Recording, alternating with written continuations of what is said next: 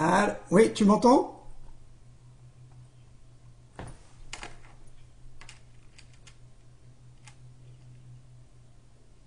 Mais j'ai pas cliqué. Bon, on est en ligne, je pense. Alors attends, il est quelle heure? 13, donc je commence dans 2 minutes.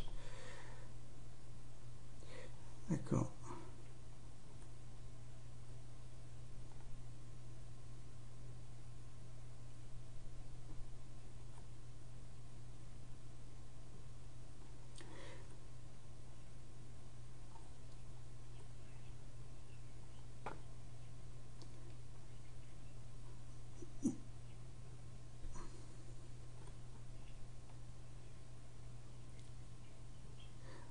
Ouais,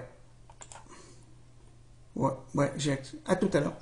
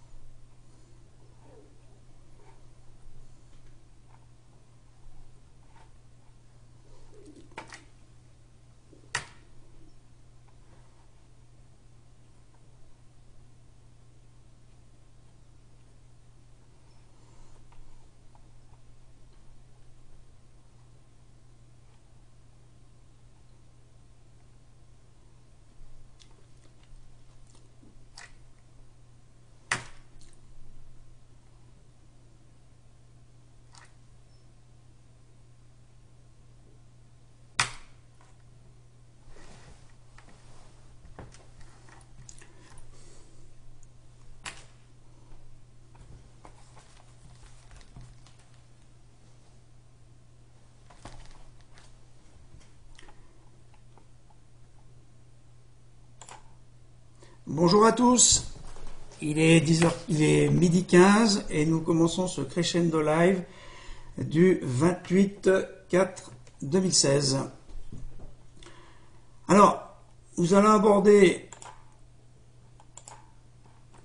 au cours de ce live, tout d'abord quelques mots sur l'actualité du site et ensuite nous parlerons, comme d'habitude, de l'étude des trades passés et en cours et de l'analyse des marchés. L'avertissement au risque, l'avertissement sur les risques liés au trading. Je vous laisse en prendre connaissance. Je les résume pendant que vous lisez de façon très simple. Calculez toujours le risque que vous prenez sur un trade en positionnant un stop à une distance qui vous permet de calculer vos pertes. Et d'autre part, pensez toujours qu'un stop peut donner lieu à un certain slippage.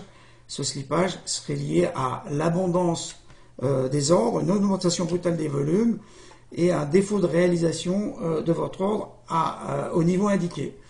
Donc prenez toujours beaucoup de garanties de distance par rapport à votre risque de trading. C'est 1, 2, 3% maximum de votre compte broker en fonction des enjeux bien sûr. Alors l'actualité du site.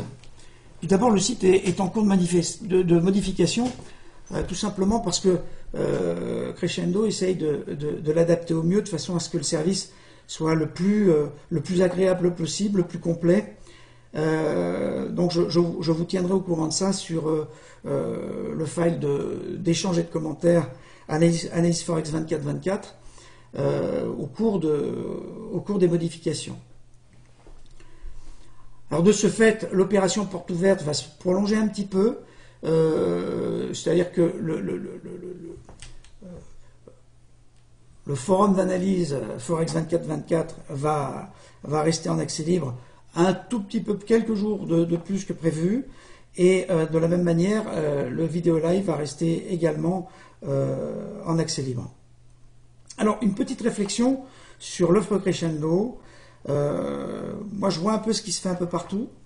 On a des styles très différents. Vous avez, moi je vais citer personne, hein, mais vous avez des entreprises qui vous proposent des signaux de trading, souvent en day trading ou parfois sur des swings un peu plus prolongés. Mais quoi qu'il arrive, on essaye sur Crescendo de rester dans le style de trading qui est le mien, c'est-à-dire de faire du swing trading en essayant d'améliorer, d'avoir un risk-reward le plus important possible. On est à la recherche de tendances censées être très prolongées, capables d'être renforcées, d'amener beaucoup de performance. On va rester sur cette philosophie-là parce que c'est pour moi la seule qui permette de faire de vraies performances, de vrais profits. Quand on regarde d'ailleurs ce qui se fait sur d'autres entreprises, d'autres sites, on est sur des performances qui ne sont pas du tout celles qui sont présentées avec mes track records. Donc je pense qu'on a tout intérêt à garder cette philosophie-là. Cette philosophie, c'est aussi intégrer la réflexion d'un trader gagnant, c'est-à-dire d'essayer de comprendre comment je prends mes positions, comment je gère mes volumes, pourquoi je continue dans telle tendance, pourquoi j'arrête celle-ci brutalement, pourquoi telle autre va être coupée partiellement. Le money management, tout ça c'est très très très riche, très compliqué. Et pour en avoir discuté avec les gens de Crescendo, en avoir discuté avec tous nos partenaires, moi je suis très attaché à ce qu'on ne soit pas des distributeurs de signaux de trading, dont vous n'allez pas faire grand-chose. D'ailleurs, vous allez partir, et vous avez pu le voir d'ailleurs ces derniers jours, on part dans une tendance, il y a un reversal ensuite. Ce qu'il faut, c'est que vous appreniez, et beaucoup le font maintenant, parmi les lecteurs du blog du blog Futur avant, et de Crescendo Trading aujourd'hui. Beaucoup commencent à comprendre que c'est pas la peine de charger. Il faut savoir toujours maîtriser ses trades, beaucoup plus que être dans la bonne orientation, faire le beau trade de la semaine et puis tout perdre à côté. Donc on va rester dans cette philosophie et pour vous dire, pour aller plus loin, je pense que je suis absolument certain que ce qu'on fait est la meilleure façon d'apprendre à trader. Pourquoi? Parce que vous allez le voir, on va revenir tout à l'heure à l'analyse des trades de la semaine. Vous allez voir tout ce que j'ai pensé quand j'ai tradé. Vous allez voir pourquoi j'ai coupé, pourquoi j'ai fait telle ou telle chose. Vous allez en gros vous mettre à ma place. Dans les bonnes choses que j'ai faites et puis les mauvaises choses que j'ai pu faire, parce qu'on n'est jamais parfait. Et ça, c'est véritablement pédagogique. Je vous rappelle toujours le file d'échange et de commentaires 24-24 qui permet de rester toujours en contact et d'avoir jusqu'à minuit hier soir, moi j'ai posté encore quelques commentaires pour essayer d'analyser une situation qui n'était pas simple à gérer. On va en reparler. Concernant les prix, alors je vous en parle parce que je suis en train de voir avec Crescendo, et ils sont tout à fait d'accord avec moi, comment on peut essayer d'adapter les prix de l'abonnement au plus grand nombre, et on s'achemine progressivement à une offre un peu plus large, un peu plus facile d'accès, et probablement une offre VIP qui sera un peu différente parce que ce sera une analyse personnalisée des comptes des traders, et elle sera réservée à des comptes qui sont assez volumineux, assez importants. Mais ce que je peux vous dire, c'est que l'offre standard de Crescendo est une offre qui va vraiment permettre, qui est l'offre actuelle d'ailleurs, qui va vraiment permettre de progresser et de réaliser de la performance, pour peu que vous ayez un peu de discipline, parce que c'est sûr que si on part dans tous les sens, on ne peut pas gagner. Hein. C'est la base du trading. Allez, passons maintenant à l'analyse des marchés. Alors, une seconde, on commence tout de suite par Euro-USD. Euro-USD décrit une espèce de canal descendant qui est en fait un biseau en H4 qu'on peut dessiner comme ça, et que c'est un biseau. En D1, on est clairement sur la ligne de coup d'un tête-épaule. On était sur la ligne d'un coup d'un tête-épaule et on a ici une remontée du cross au niveau de l'épaule. Désolé, je coupe mon téléphone parce que je suis en live. Voilà. Voilà. On a une remontée vers l'épaule qui est liée à tout un tas de choses, mais en particulier au communiqué du FOMC de Janet Yellen hier, de la Fed, avec un glissement des sentiments de marché dont il va falloir tenir compte. Je reviens en H4. Ce que vous observez, c'est que la zone de combat entre les vendeurs, qui est représentée par cette mèche vendeuse ici, et les acheteurs, qui est représentée par cette mèche acheteuse ici, dans la volatilité, eh bien, cette zone-là, on l'a située entre 1,14 et quelques et 1,1350. Elle s'est abaissée, ici, lors de la conférence de la BCE. On a vu que les acheteurs ont monté assez haut, à 1,1396, donc pas loin d'un 14, et que les vendeurs ont repris la main de façon très puissante, et ont amené la paire euro-USD ici à 1,1269, pour remonter ensuite dans une zone d'équilibre. Donc on a en gros une baisse de la ligne de front entre ces deux pics de volatilité. Les vendeurs ont continué à vendre avec l'espoir qu'on rentre dans une zone, dans un trend baissier, toujours pour les mêmes raisons, la divergence monétaire entre la politique de la Banque centrale américaine et la politique de la Banque centrale européenne. Qu'est-ce qui conditionne cette divergence? C'est tout simplement la bonne santé de l'économie américaine et l'exigence que peut avoir une bonne politique monétaire d'aller rechercher un équilibre en termes d'inflation et de croissance, et donc de remonter progressivement les taux d'intérêt. On a vu qu'hier, la Fed gardait un message relativement mitigé, et ce message, on peut l'interpréter comme suit. La notion de risque global a pratiquement disparu, c'est-à-dire que Janet Yellen disait lors de sa dernière conférence que le risque couru, que faisait courir à la croissance mondiale la situation chinoise, les risques européens, le Brexit et tous ceux qu'on a pu aborder la dernière fois, ces risques-là étaient moins prégnants, moins importants aujourd'hui, mais qu'en revanche, la situation domestique américaine était moins dynamique. Pour être très clair, moi je ne m'attends pas à un GDP américain à 14h30 très favorable. Alors, les chiffres me donneront peut-être tort, mais il y a plusieurs indices qui pourraient dire ça. Déjà tout simplement la montée du prix de la paire euro-USD qui souvent préfigure un petit peu le résultat de la stat. Moi je dis toujours que c'est la bougie de 9 heures, c'est le chandelier de 9 heures, c'est le chandelier des initiés, c'est le chandelier des gens qui savent, c'est le chandelier des gens qui ont vraiment pris position assez tôt sur la statistique. Et à mon avis, on a tendance à être plutôt haussier. La seule chose qui va limiter la hausse des cours, c'est toujours cette pression des vendeurs qui, eux, sont postés ici derrière cet oblique que vous voyez là. Le dernier plus haut, l'avant-dernier plus haut, le dernier plus haut. Et ici, non, c'était l'avant-avant-dernier et le dernier plus haut qui est ici. On se rend compte quand même qu'il y a une poussée très forte des acheteurs pour essayer de franchir cet oblique. Et en cas de franchissement, on risque d'observer un mouvement de hausse relativement conséquent. Ce mouvement de hausse, je l'ai géré comme ça hier soir. Alors, je reviens dans la réflexion que j'ai pu avoir. Qu'est-ce que j'ai fait cette semaine? Tout d'abord, j'ai pris une position sur la foi de ça.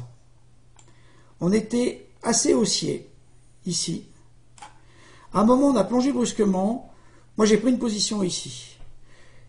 Je me suis dit, est-ce qu'on sort de cette position rapidement parce que manifestement c'est une fausse sortie, ou est-ce que je laisse ma position? En fait, j'ai laissé ma position tout simplement parce que je n'en avais pas. C'est bien d'avoir une position dans un environnement comme ça. C'est-à-dire qu'ici on est avec des bougies hebdomadaires, et je pense qu'avoir une position sur ces hauts de range en base hebdomadaire, c'est intéressant. parce que finalement je suis ici pas plus mal que là, il n'y a pas énormément de pips entre ici et les plus hauts, et si on descend, eh ben, on va profiter d'une tendance importante. Donc on est en levier 1 avec un seul lot, et j'ai pris position, je l'ai laissé. Ensuite, alors, question, est-ce que j'ai fait une erreur de trading? Je dis oui, et je vais vous expliquer pourquoi. Ça, c'est un peu la précipitation que j'ai actuellement à prendre mes positions, et un manque de connexion au marché, pour des tas de raisons qui sont liées au fait que je fais beaucoup trop de choses.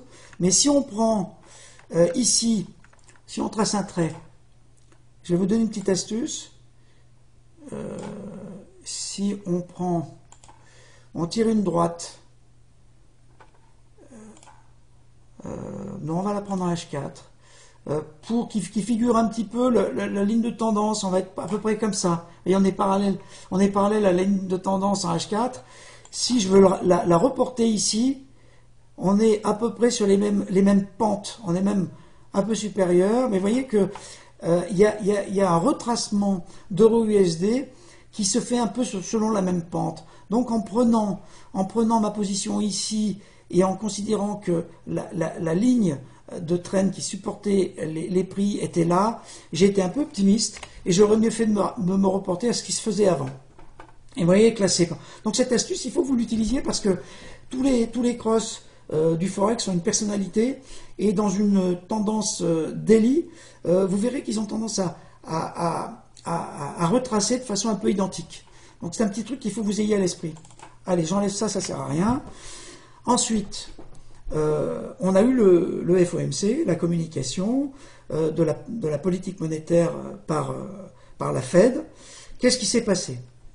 Vous savez que quand la Fed publie sa communication, on ne la voit pas. C'est-à-dire qu'on ne va pas y avoir accès avant un petit moment. Il y a des gens qui ont accès avant, comme les stats d'ailleurs. Les professionnels du marché, souvent, on les stats avant l'heure, pas avant l'heure, mais à l'heure pile, alors que quand on va sur des sites comme Forex Factory ou d'autres, ou même DailyFX, qui produit ces statistiques, il y a un petit retard. Mais le petit retard, il est considérable pour nous, puisque on a des bougies qui partent, soit à la baisse, soit à la hausse, de façon très très rapide.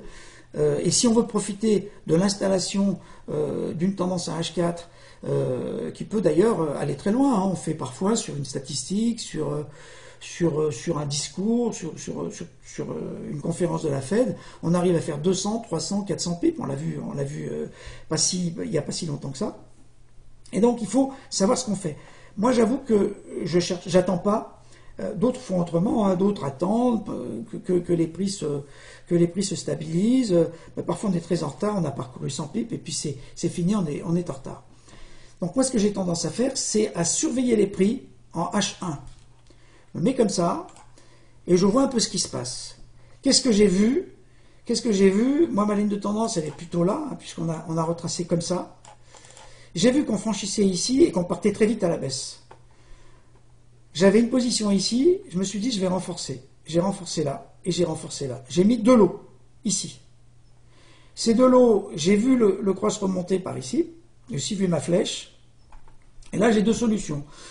Soit je me dis, bon, ça retrace, ça va pas plus loin. Je sors de mes positions avec très peu de pertes ou en break-even, c'est-à-dire en stop 0. Soit j'attends que les prix se stabilisent et on va voir si ça redescend. Pourquoi je fais ça? Parce que très souvent, on a des remontées, des redescentes. Pour moi, l'important, c'est d'y être. Alors parfois, je rentre même avant, pour tout vous dire. Je rentre même avant, mais je préfère attendre qu'il y ait un breakout. Là, le breakout était fait sur oblique, je suis rentré.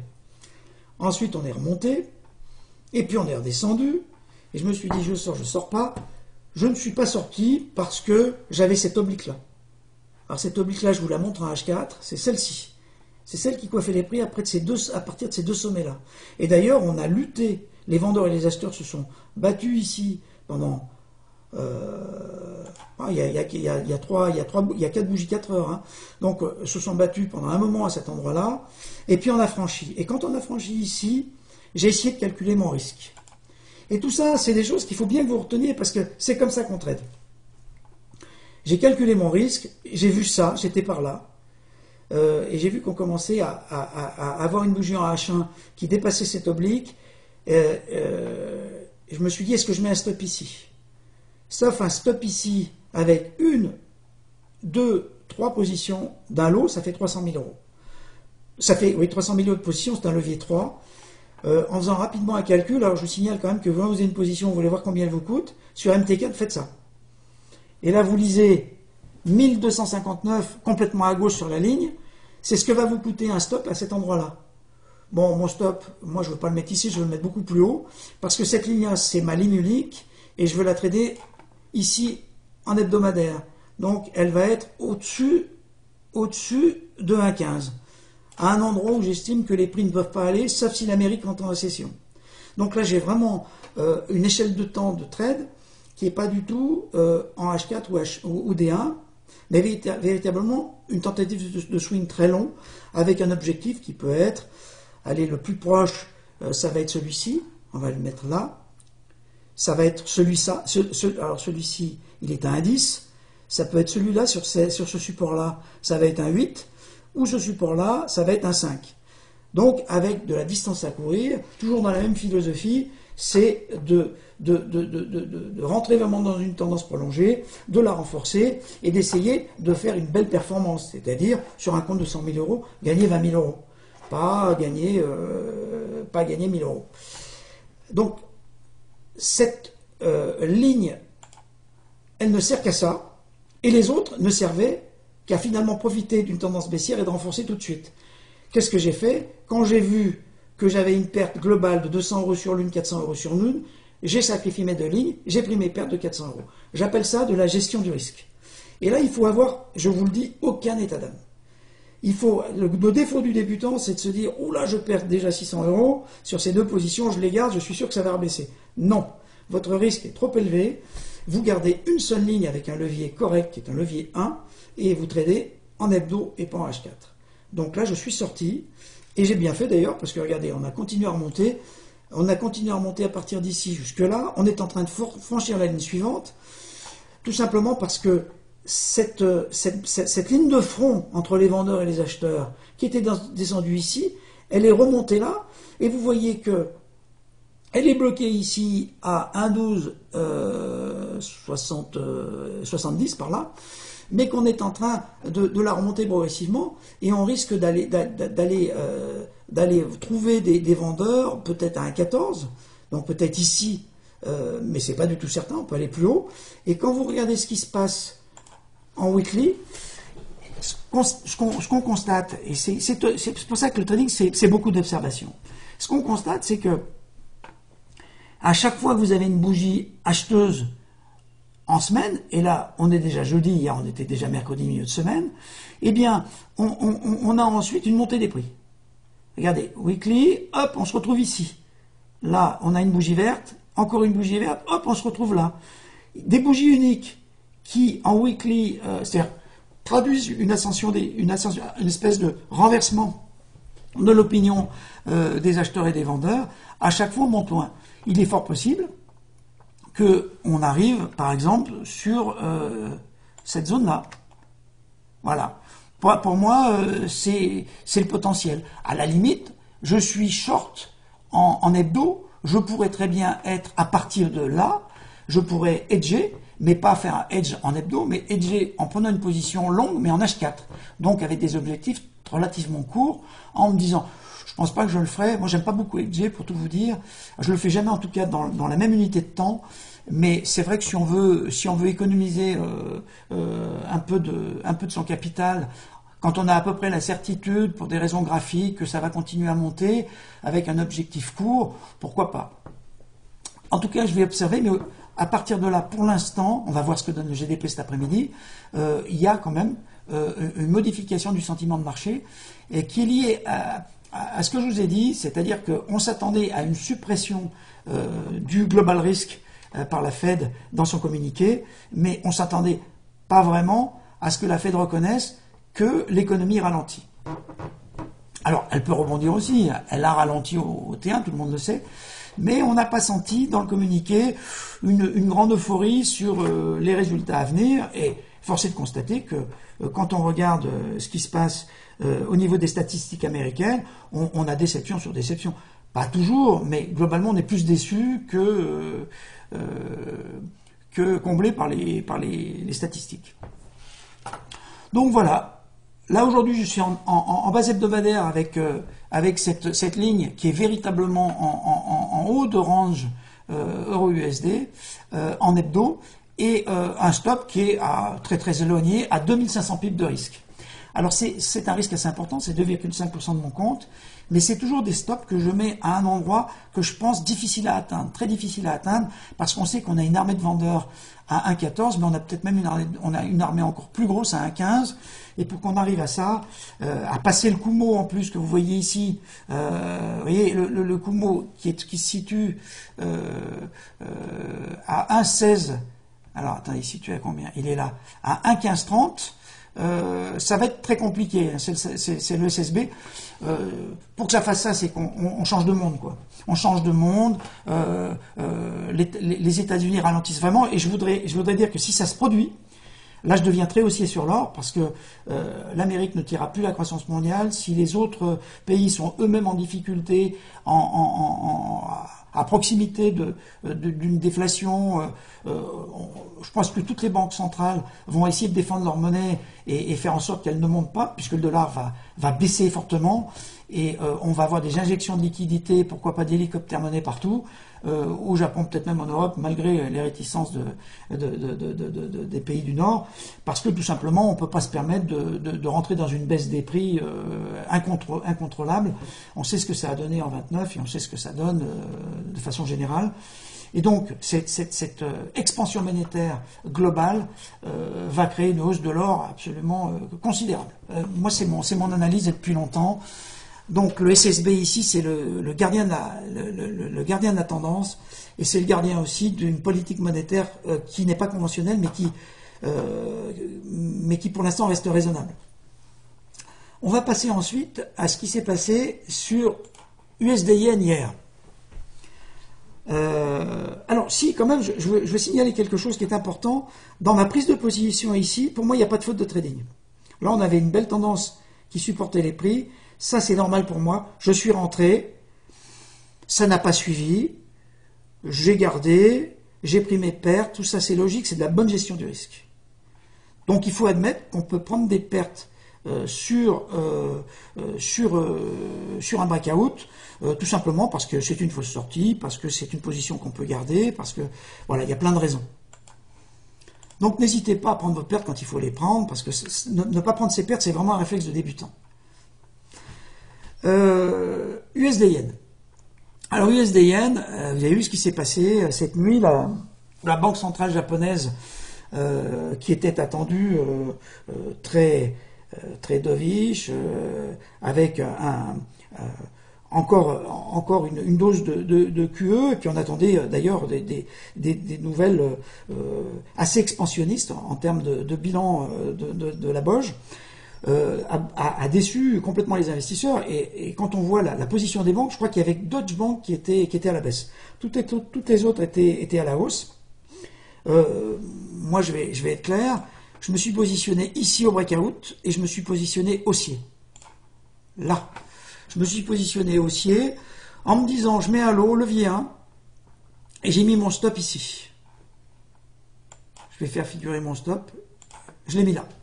Je l'ai mis là, j'avais une perte de 1000 pips, de 1000 euros. Je trouvais que c'était intéressant de jouer 1000 euros, c'est 1% du compte. Il y avait quand même une grosse certitude sur les marchés qu'on allait avoir une bonne poussée du yen. Alors il faut savoir quand même que la poussée du yen, on l'avait déjà eu, plus ou moins. Hein. Il y avait une partie de ce qui était prévu, de l'expansion monétaire japonaise qui était déjà dans les prix. Mais il est clair que à la nouvelle, on allait avoir encore une belle jambe de hausse. Et puis aussi des perspectives intéressantes, parce que si la BOJ continue son expansion monétaire de façon débridée, l'USD-Yen va finir à 130. Donc on a un potentiel de trade, de swing sur 1000 pips, 2000 pips, qui est vraiment intéressant. Moi que j'attends toujours d'ailleurs, pour tout vous dire, ça ne m'a pas découragé, parce que je sais, et à l'analyse qu'on peut faire après ce qui s'est passé, je sais que on aurait dû se méfier, parce que la BOJ a bien dit une chose, elle a dit à partir de 105, à partir de 105, le taux de change USD-Yen met en danger l'économie japonaise et l'exportation japonaise. Donc l'idée de la BOJ, d'après ce que je comprends maintenant, c'est qu'elle ne défend pas le yen tant qu'on n'est pas à 1,5. Et vous avez remarqué qu'à 1,7, on a beaucoup d'acheteurs, 105 et 107. Je me crois toujours avec les paires occidentales. Donc 105 et 107, là on a vraiment une zone de rachat fort qui, à mon avis, est une zone dans laquelle on peut mettre sans problème une ligne, une ou deux lignes acheteuses sur SDN. Pour l'instant, moi je suis plus acheteur parce que la Banque centrale japonaise a pris sa décision. Moi j'ai perdu 1000 pips ici, mais j'ai vraiment limité mon risque. Je regrette absolument pas d'avoir perdu 1000 pips parce que j'avais la perspective d'en gagner beaucoup plus. Et donc pour moi là, on n'est pas du tout en faute de trading. Et les gens qui ont perdu de l'argent hier et qui ont perdu l'équivalent d'1% de leur compte ne doivent pas se faire de soucis, ils ont bien tradé. Ceux par contre qui n'ont pas mis de stop ou qui ont mis des stops éloignés ou à ce niveau-là, mais avec des volumes trop importants et qui ont perdu plus d'1% de leur compte, ont mal tradé. Hein, j'essaye vraiment de vous faire comprendre comment ça fonctionne et comment on gagne de l'argent en trading. On a des pertes qui sont limitées. En revanche, quand on part dans une tendance, on essaye d'avoir des performances maximum, donc on ne se place pas sur n'importe quelle tendance, on le fait toujours sur des tendances qui ont une signification en hebdomadaire ou en daily. Voilà qui est dit pour USD-Yen. Euro GBP, donc qui est aussi une paire sur laquelle je suis positionné et de nombreux gens du Crescendo Life sont positionnés, nombreuses personnes. Alors, moi je suis rentré là. Alors moi je rentre souvent sous le breakout, hein, j'avoue, moi quand ça commence à partir, je suis les vendeurs et je short. Là pareil, on avait fait un plus bas que plus bas, j'ai suivi, c'est remonté, j'avais pas de position, j'ai gardé.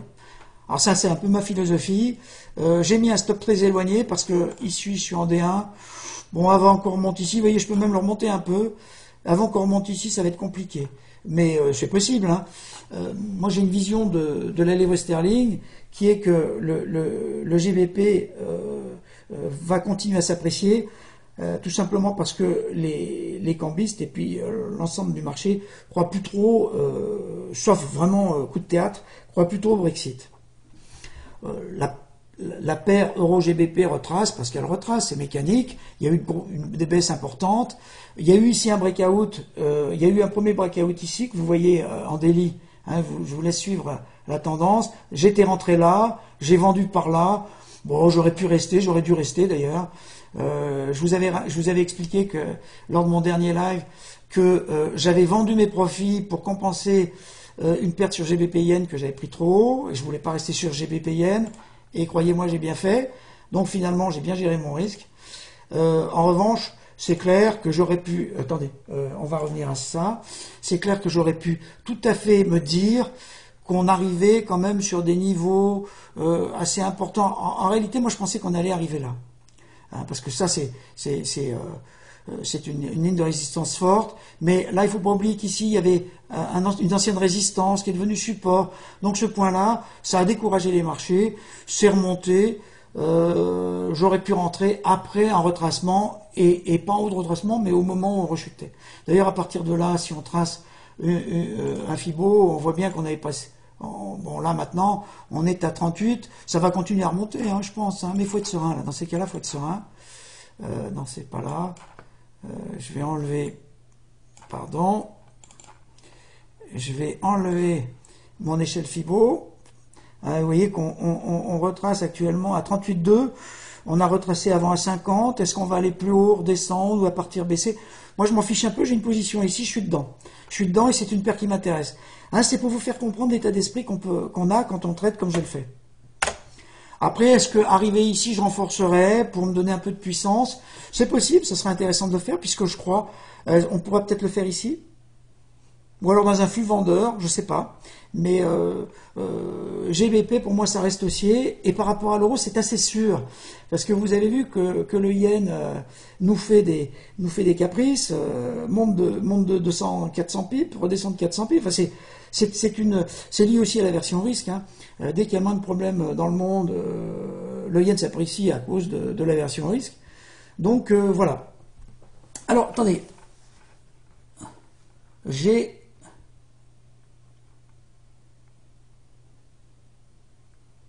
Ah oui, alors, effectivement, j'ai une question qui m'est envoyée par un utilisateur qui disait tout simplement, qui posait la question du retour à 105, 105, je dirais qu'on n'ira pas à 105, mais à 107, je pense qu'il y a énormément d'acheteurs pour le yen. Pour USD Yen, c'est clair. C'est un très bon niveau d'achat si on parle de trading long. Alors, je ne sais pas si on y arrivera par contre. Hein, après, il faut être très pragmatique en trading. C'est comme pour les stops. Moi, je bouge en fonction des news et de l'évolution du marché. Bon, GBP Yen, j'en ai parlé brièvement. C'était une paire, je reviens en daily et en H4. C'était une paire dangereuse. Moi, je l'ai quitté. Je l'ai quitté à ce moment-là. Et parce que je suis rentré trop haut, j'ai pris une petite perte, je sais plus où je l'ai prise. Ici, c'était une petite perte, hein. Mais j'avais mis mon stop un peu trop près, je voulais pas trop risquer. Je l'ai compensé par des gains, mais finalement je regrette rien. On n'a pas aujourd'hui sur le Forex de paire évidente. Et d'ailleurs, je vais vous montrer quelque chose à trader. Je vais vous montrer quelque chose qui est vraiment intéressant. Attendez, je vais sortir. Je vais vous l'amener, je vous donne une seconde. Parce que c'est vraiment intéressant et ça nous est fourni par un site qui s'appelle Professeur Forex. Et moi que j'aime bien, je trouve qu'il fait un boulot remarquable. Alors c'est toujours bon de le signaler. Voilà, on se met ici. Voilà, et il publie, alors bon, il a son offre, hein, mais il publie les positions des banques. Alors, c'est très intéressant de voir qu'au USD, c'est extrêmement partagé. Rendez-vous compte que Citi est à l'achat, BNP Paribas est à l'achat, Crédit Suisse et JP Morgan sont à la vente. On ne peut pas dire qu'il y a une vraie direction au marché. C'est pour ça d'ailleurs qu'ils se battent sur des lignes de résistance ou de support. GBP USD, moi c'est une paire que je ne joue pas parce que j'estime que GBP USD sont encore des monnaies fortes. Donc à quoi sert d'aller sur une paire dont l'une est forte et l'autre est forte, alors qu'on cherche justement à faire de l'écart et de la tendance. Il vaut mieux prendre une monnaie forte, une monnaie faible. Regardez USD Yen, bon, NAB à l'achat, et bon, on n'a pas toutes les banques, hein, mais NAB à l'achat, et Deutsche Bank à la vente. Bravo Deutsche Bank d'ailleurs, parce qu'ils sont rentrés à 113, avec un objectif à 105. Moi je dirais un objectif à 107, c'est moins gourmand, mais ils avaient une conviction baissière, et finalement ils ont eu raison. Donc je vous enlève ça, et maintenant on revient à nos paires de... Je vais en finir brièvement avec... alors attendez, je vais essayer de les retrouver. Alors, où est-ce qu'elles sont? Ce sont les paires qui sont jouées par des lecteurs du blog. C'est GBP. Alors, on va tout simplement... Voilà, moi je les ai même pas, je crois. GBP NZD et GBP AUD. Je veux juste vous montrer ça. La montée du dollar néo-zélandais après la décision la décision de la Banque centrale néo-zélandaise de ne pas faire baisser ses taux. Pour être franc, parce que je vais vous citer tous mes trades, quand j'ai vu monter comme ça et que j'ai bien chargé avec les acheteurs, donc j'ai acheté avec les acheteurs, j'ai pris une position là, et je l'ai vendu par là, j'ai pris un petit profit, c'est un petit plaisir, mais c'est pas mon habitude, c'est du scalping, mais c'est pour vous dire que dans ces décisions de banque centrale, dans ces stats, souvent, on a des mouvements qui d'ailleurs peuvent perdurer, celui-là je pense pas qu'il va perdurer, parce que on garde quand même ici un biseau, vous voyez, en daily, on a franchi, on est remonté, mais c'est une devise sur laquelle on a des incertitudes. La Banque centrale néo-zélandaise, n'a pas baissé ses taux. Qui dit qu'elle va pas le faire la prochaine fois? Est-ce que ça va durer? Est-ce qu'on a de quoi faire 1000 pips? Franchement, je crois pas. Pour AUD, c'est un autre sujet, mais là on est passé, on a franchi, elle est devenue baissière. Moi je suis plus haussier sur l'AUD alors que je l'étais il y a un mois. Hein. D'ailleurs on en a profité, il y a eu des trades à faire, en sachant quand même que une irrégularité comme ça dans la tendance c'est pas simple à gérer. Il faut vraiment regarder ces graphes en hebdomadaire et puis mettre des volumes très faibles parce qu'on n'a pas de certitude actuellement. La conclusion que je donnerai à l'analyse des marchés, c'est qu'on n'a aucune certitude sur les orientations des pertes de devises, aucune. Et j'en vois aucune, à part peut-être Euro GBP que j'aime bien, mais qui doit retracer suffisamment. Mais pour le reste, franchement, on va pas casser la banque, on va pas la faire sauter. On va essayer de tester les tendances quand on le sent, prendre des trades en daily, H4, pour être encore présent sur le marché. Autrement, moi, j'arrête le live et puis on bouge plus. Et puis j'attends qu'on ait vraiment la belle occasion. Je lui dis, bon, on revient tout sur le live et puis on y va. Mais ça, je ne peux pas le faire. Donc, voilà, prudence, petit levier.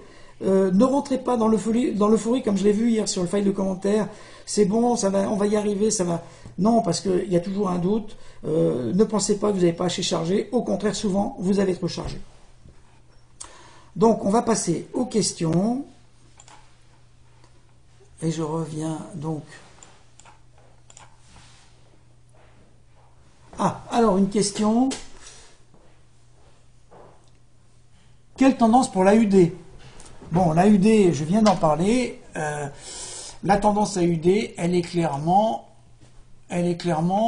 Alors, elle peut être haussière.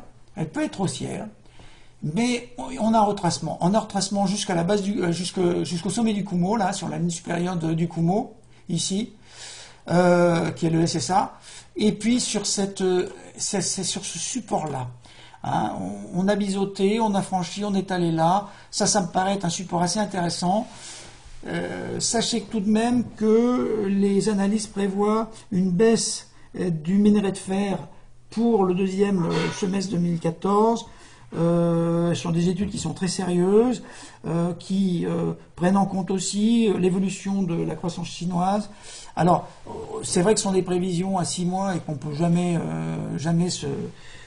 comment dire, en être certain et s'appuyer dessus, mais quand même, il faut garder à l'esprit que ça va pas être une tendance qui va monter en oblique, sans retracement, sans rien.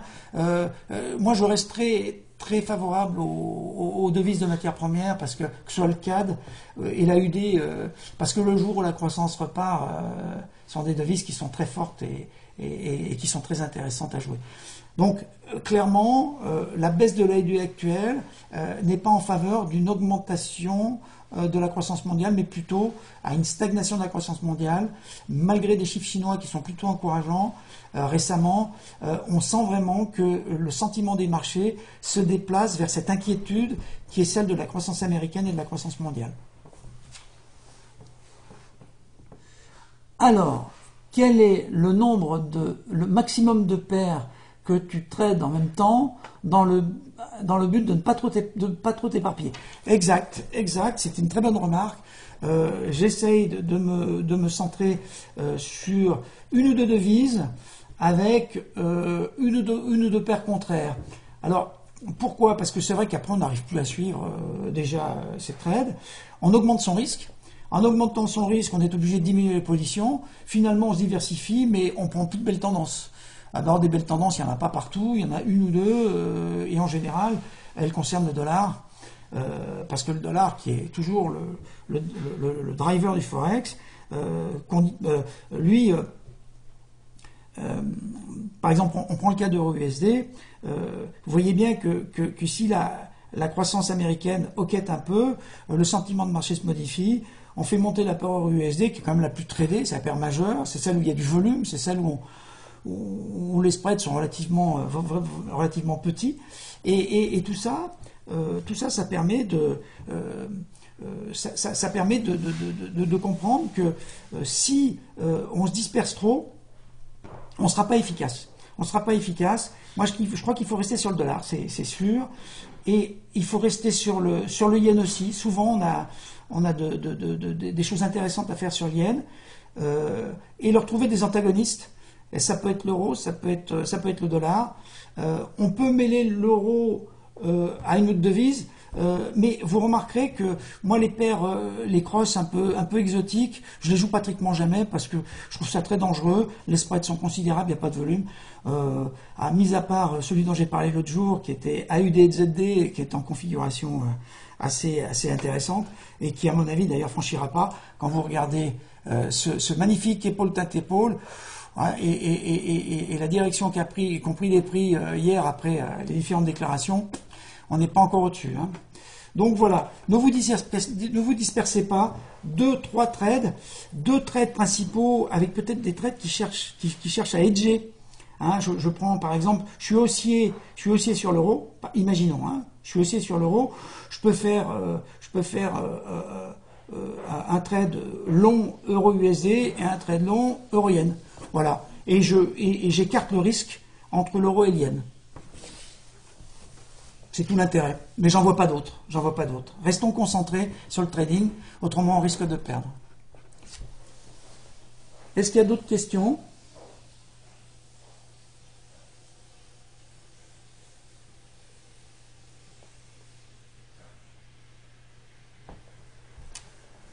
Bon, si... Ah, alors, mon avis graphique sur GDP XND. Alors, ouais, on va regarder ça. GDP XND, c'est, vous voyez donc cette énorme... Voilà, on va se positionner d'abord. Monthly, ça n'a pas d'intérêt. Daily, c'est plus intéressant. Moi, j'aimerais bien, la tendance, je la vois un peu comme ça. Vous voyez, on est parallèle à l'évolution des prix, c'est assez propre. On a buté, alors je vous dis ça parce que on a buté ici, on a buté là, et puis surtout on est parallèle au prix. Donc c'est assez joli comme graphe. On peut l'affiner un peu, je ne vais pas le faire, mais on peut se mettre en bout de... au sommet des mèches vendeuses, mais à chaque fois les prix sont rappelés à la baisse. Qu'est-ce qu'on observe?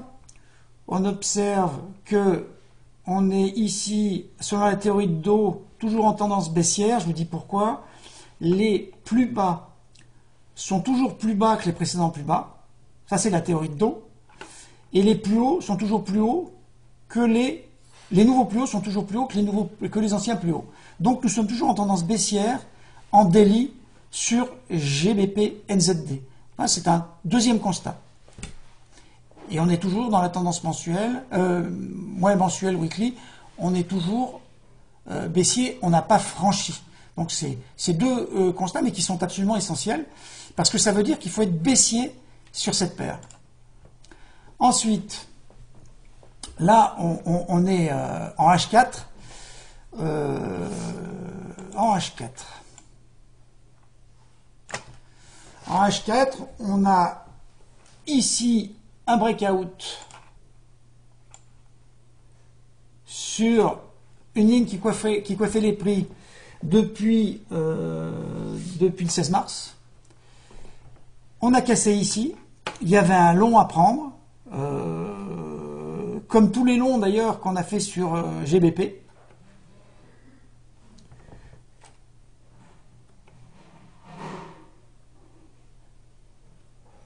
GBP ZD a pris son ascension rapide, comme il l'a pris contre l'euro, contre le yen, etc. Et ensuite a ralenti, a commencé à faire des oscillations, a trouvé ici sa bande supérieure qui est, comme par hasard, mais c'est pas un hasard, cette oblique-là, qui est une oblique hebdomadaire, et puis il est redescendu. Alors ce qui est toujours intéressant, c'est de voir comment les graphiques arrivent à matérialiser l'actualité du Forex.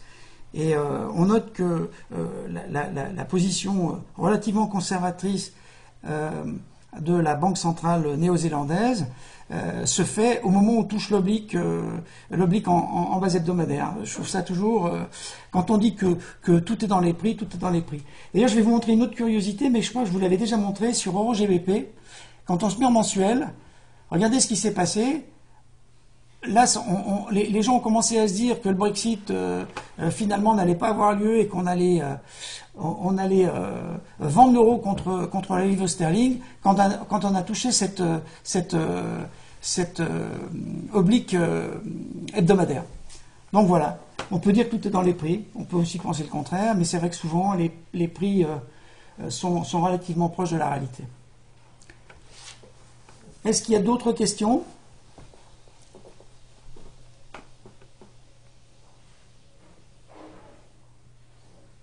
Non, mais écoutez, je vais clore cette session live et puis je vous retrouve avec plaisir sur le file de commentaires du site qu'on va peut-être nommer d'ailleurs, qui s'appelle aujourd'hui Analyse Forex 24/24. Et je vous dis un grand merci et à bientôt.